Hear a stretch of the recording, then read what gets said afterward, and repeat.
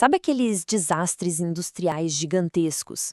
Eles quase nunca começam com uma falha enorme.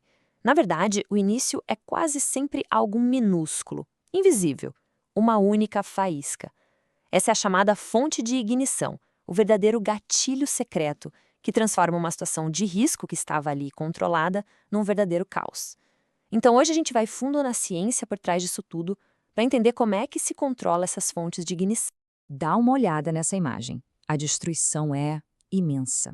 E o mais impressionante é que um evento como esse pode, sim, começar com uma faísca que ninguém nem viu. Um pontinho quente perdido no meio do nada. A grande pergunta é: como é que uma coisa tão pequena pode causar um estrago tão grande? É exatamente isso que a gente vai desvendar agora. Bom, nosso roteiro para hoje está bem claro. A gente começa com a faísca e a explosão.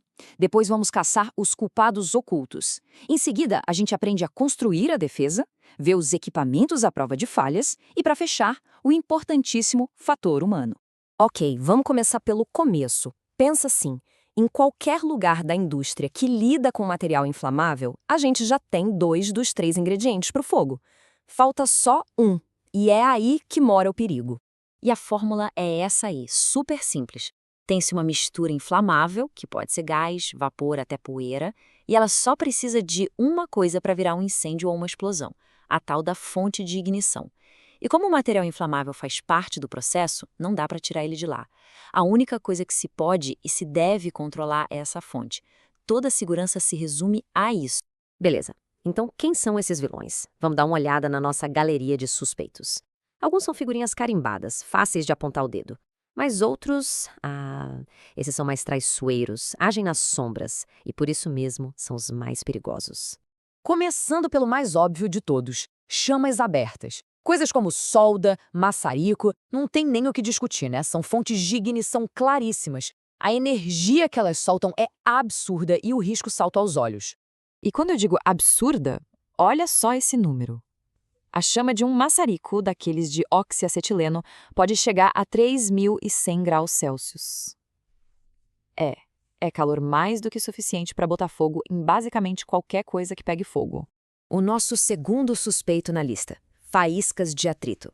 Sabe quando alguém está usando uma esmerilhadeira ou até quando uma ferramenta de metal cai no chão de concreto? Pois é, cada uma daquelas faíscas é um pontinho de calor super concentrado. E não dá para subestimar o tamanho, não. Uma faísca daquelas pode chegar a 700 graus Celsius. Parece pouco perto do maçarico, mas pensa bem. Mesmo sendo pequenininha e durando um piscar de olhos, ela tem energia de sobra para começar um incêndio se o ar estiver cheio de algo inflamável. Agora, um que muita gente subestima, a brasa de cigarro. Parece uma coisa pequena, inofensiva na maioria das vezes, mas numa área de risco é uma bomba relógio com potencial de estrago gigantesco. E olha que loucura, a ponta de um cigarro aceso pode chegar a 1.000 graus Celsius. 1.000 graus? Só para ter uma ideia, o vapor de álcool pega fogo sozinho a uns 365 graus. Ou seja, aquela brasinha é tipo um mini forno portátil. Proibir cigarro em área de risco não é frescura, é pura ciência da sobrevivência. Ok, até agora falamos de coisas que a gente consegue ver. Chama, faísca, brasa. Mas o perigo de verdade muitas vezes está escondido no que a gente não vê. Chegou a hora de conhecer os culpados invisíveis. Lembra daquele choquinho que a gente leva de vez em quando ao tocar na maçaneta de uma porta? Então, aquilo é eletricidade estática. Agora imagine esse mesmo fenômeno, só que numa escala industrial. Tipo, um líquido correndo dentro de um cano ou pó tritando num silo gigante. A descarga elétrica pode ser tão forte que gera uma faísca. E aí já viu, né? É o caminho para uma explosão.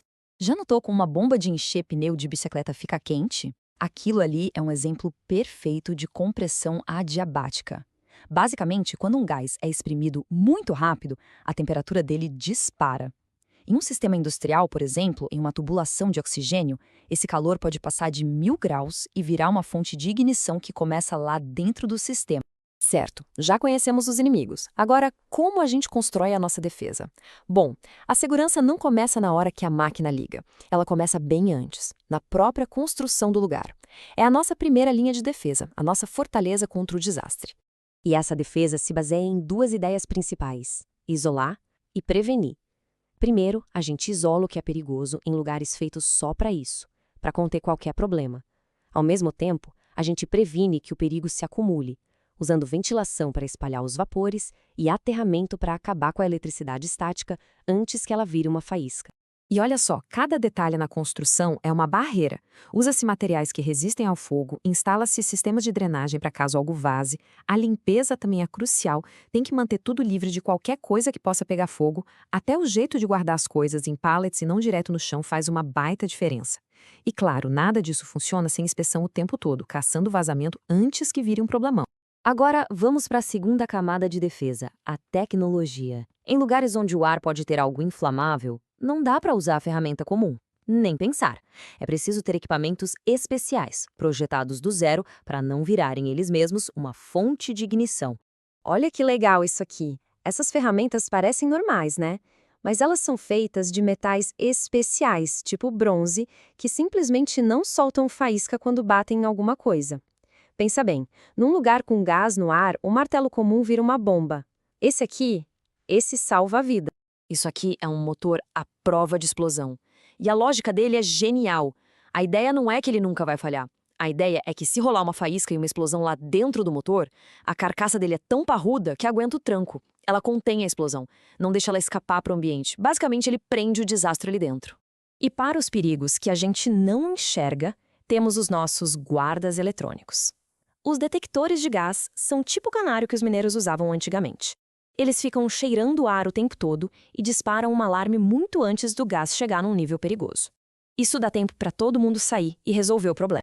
A gente pode ter a construção mais segura do mundo, os equipamentos mais modernos, mas nada, absolutamente nada disso funciona sem a camada final, que é a mais importante de todas, as pessoas. Procedimento, treinamento, disciplina, essa é a nossa última e mais poderosa linha de defesa.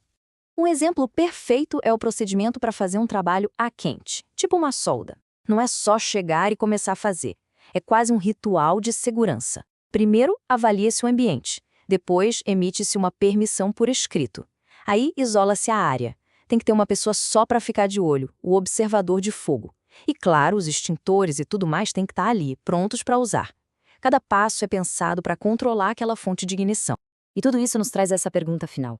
Depois de tudo que a gente viu, fica claro que segurança de verdade não é só ter um monte de extintor espalhado para apagar incêndio. É muito mais que isso. É entender a ciência por trás de cada faísca, de cada ponto quente. A segurança de verdade, então, é preditiva. Ela não reage ao problema, ela se antecipa a ele. É a arte e a ciência de garantir que aquela primeira faísca simplesmente nunca aconteça.